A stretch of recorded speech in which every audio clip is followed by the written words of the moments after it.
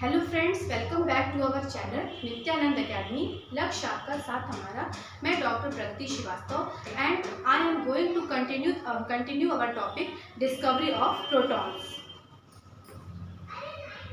Discovery of protons की जो scientist थे उनका नाम था सर गोल्डस्टीन। गोल्डस्टीन ने 1886 में एक एक्सपेरिमेंट किया डिस्चार्ज ट्यूब के ऊपर, just like cathode rays experiment जो कि जे थॉमसन सर ने किया था। लगभग उन्होंने सब कुछ वैसे ही रखा, बस उसमें जो डिस्चार्ज ट्यूब ली वो कुछ मॉडिफिकेशन किया उसके अंदर। उसके बारे में हम लोग जानेंगे कि क्या मॉडिफिकेशन सर गोल्डस्टीन ने किया। सर गोल्डस्टीन ने सेम डिस्चार्ज ट्यूब नली ली, सेम एक कांच की ट्यूब ली, उसमें भी एक बैटरी से जोड़ा जो कि हाई पोटेंशियल के लिए। इसमें भी एक वैक्यूम पंप को फिट किया प्रेशर को कंट्रोल करने के लिए। बस एट द सेम टाइम इन्होंने एक डिफरेंस किया, जो यहाँ पर कैथोड का इस्तेमाल किया वो परफोरेटेड रखा। परफोरेटेड मीन्स होल्स रखे कैथोड में, और एनोड में एक नॉर्मल एनोड का यूज़ किया, किसी भी इलेक्ट्रोड का बना हो। अब इसमें एक बहुत एक इम्पॉर्टेंट बात है जो कि हमें जाननी चाहिए कि कैथोड रे एक्सपेरिमेंट में हमने इस वैक्यूम पंप के थ्रू सारी की सारी गैस जो थी वो बाहर निकाल दी थी, लेकिन ऐसा इस केस में नहीं है। इस केस में इस डिस्चार्ज ट्यूब के अंदर कोई गैस रखी गई है, ठीक है, जिसका हम लोग को स्टडी करना था। गोल्डस्टीन ने जिस भी गैस का स्टडी करना था उस गैस को इस डिस्चार्ज ट्यूब के अंदर रखा, ठीक है। अब क्या हुआ कि इन्होंने हाई वोल्टेज की सप्लाई की, अबाउट 5000 टू 10,000 वोल्ट की सप्लाई स्टार्ट की, और प्रेशर को जब डिक्रीज किया तो जब यहाँ से इलेक्ट्रिसिटी पास आउट होने लगी तो कैथोड से तो कुछ रेज जो थी वो पास हो रही थी एनोड की तरफ, मगर at the same time anode से भी कुछ रेज जो थी वो पास हो रही थी। वो कैथोड के पीछे एक फ्लोरेसेंस को शो कर रही थी, इस होल्स के थ्रू होते हुए फ्लोरेसेंस को शो कर रही थी, ठीक है। एनोड से भी कुछ रेज निकल रही थी जो कि इस कैथोड के पीछे फ्लोरेसेंस को शो कर रही थी, ठीक। अब ऐसा क्यों हो रहा था इसके बारे में हम लोग जानेंगे कि जैसे कि कैथोड नेगेटिवली चार्ज था, वो पॉजिटिवली चार्ज की तरफ, पॉजिटिव एनोड की तरफ कुछ रेज को मूव हो रही थी वहाँ से चल के। सेम टाइम एनोड से भी कुछ रेज चलने लगी। तो जैसे कि हमें मालूम है, जब जे थॉमसन के टाइम में उन्होंने ये बात बता दी थी कि एटम पूरी तरह से न्यूट्रल होता है, ठीक है। तो जब उन्होंने एक्सपेरिमेंट किया एक्सरे का तो उन्होंने पाया कि कुछ नेगेटिव रेज निकल रही हैं। तो साइंटिस्ट लोगों के माइंड में ये आया कि अगर नेगेटिव चार्ज यहाँ पर है तो यहाँ पर निश्चित ही पॉजिटिव चार्ज की प्रेजेंस होगी, यहाँ पर पॉजिटिव चार्ज जरूर से होगा, ठीक है। तो यही पॉजिटिव चार्ज जो है वो इस रेज के रूप में कैथोड के पीछे फ्लोरेसेंस शो कर रहा था,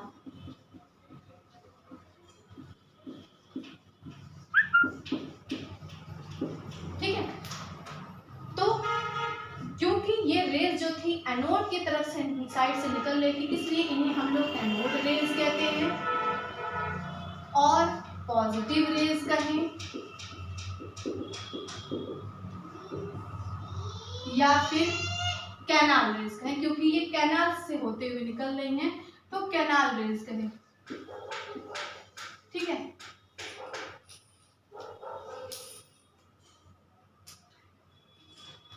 इन्हें कैनाल रेज, ओके। अब हम लोग ये सवाल उठता है कि ये कैनाल रेज कहाँ से आ जाती हैं।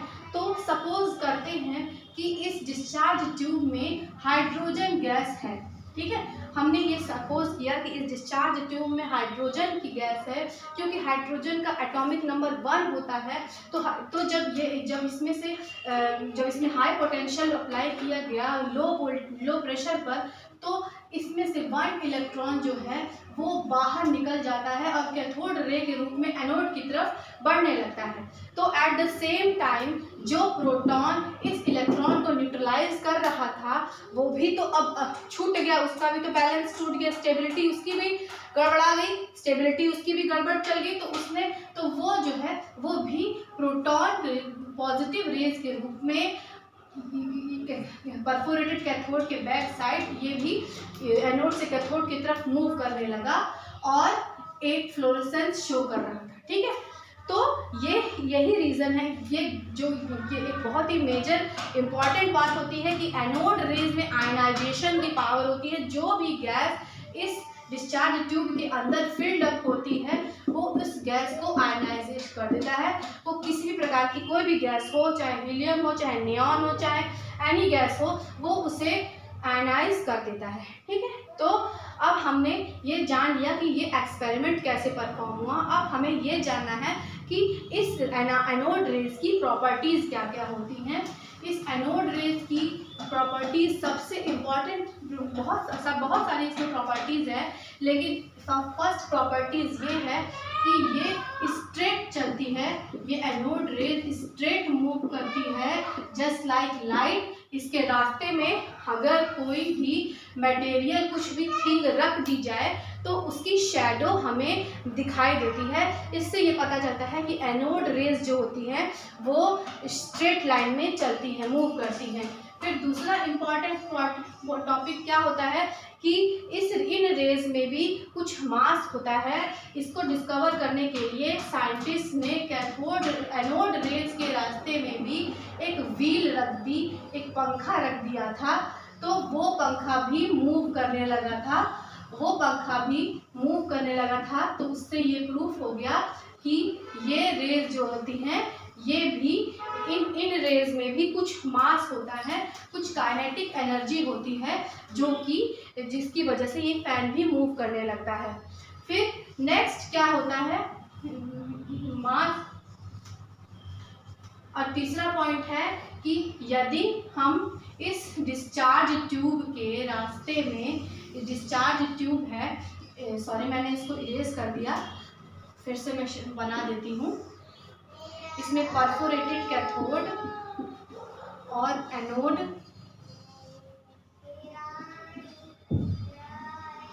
जो रेज एनोड से कैथोड की तरफ आ रही थी, इनके रास्ते में अगर यहाँ पर एक बाहर से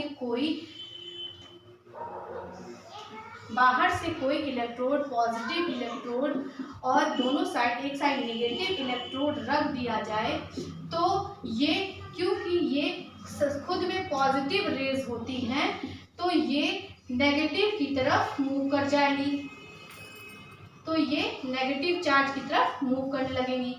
एट द सेम टाइम यदि ये पॉजिटिव इलेक्ट्रोड की जगह यहाँ मैग्नेट के पोल्स लगा दिए जाएं, पॉजिटिव चार्ज के, पॉजिटिव साइड के और नेगेटिव साइड के मैग्नेट के 2 पोल्स लगा जाएं, तो ये फिर भी, क्योंकि ये पॉजिटिव हैं तो ये नेगेटिव साइड की तरफ मूवमेंट करने लगेगी।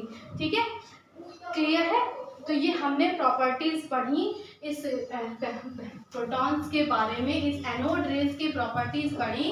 अब हम लोग जानेंगे E/m की वैल्यू। चार्ज ऑफ प्रोटॉन होता है,